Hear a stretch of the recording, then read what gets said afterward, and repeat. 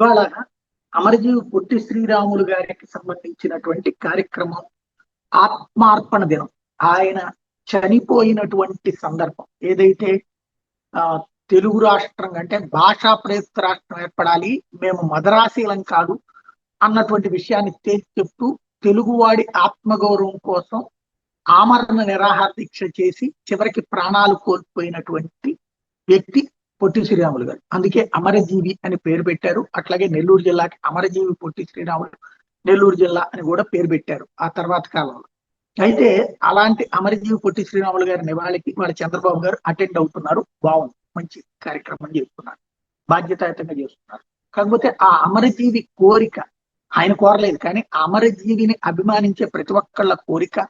అట్లాగే ఆంధ్రాకి సంబంధించి అవతరణ దినోత్సవం తమిళనాడు నుంచి ఆంధ్రాని విడగొట్టినటువంటి అక్టోబర్ నన్నా అనౌన్స్ చేయండి, లేదా ఆంధ్రప్రదేశ్ ని తెలంగాణతో కలిపినటువంటి ఏదైతే నవంబర్ నన్నా చేయండి అన్నటువంటి కాన్సెప్ట్ ప్రధానంగా చర్చకు వస్తుంది.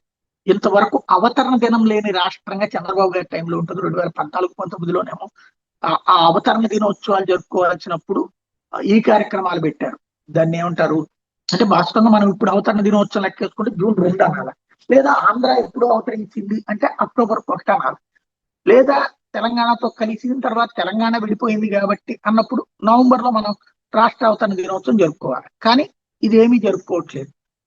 అప్పట్లోనేమో ఏదో వేరే దినాలు జరుపుకొచ్చాం మనం. ఇప్పుడు తర్వాత జగన్ టైంలో అవతరణ దినోత్సవం పెట్టారు, కానీ ఘనంగా నిర్వహించలేదు, ఒక మొక్కుబడిగా నిర్వహించారు. ఇప్పుడు బాబు గారు అసలు ఆపేశారు, అసలు ఏమీ జరపట్లేదు. అప్పట్లోకి మళ్ళీ అదేదో పోరాట దీక్ష లాంటివి కూడా లేదు. ఇప్పుడు ఆలోచించాల్సింది అది. సెంటిమెంటల్ కాన్సెప్ట్ గా అని కాదు, ఆంధ్రప్రదేశ్ కి సంబంధించిన ఒక పుట్టినరోజు ఉండి తీరాలి, అది గుర్తుపెట్టుకోవాలి.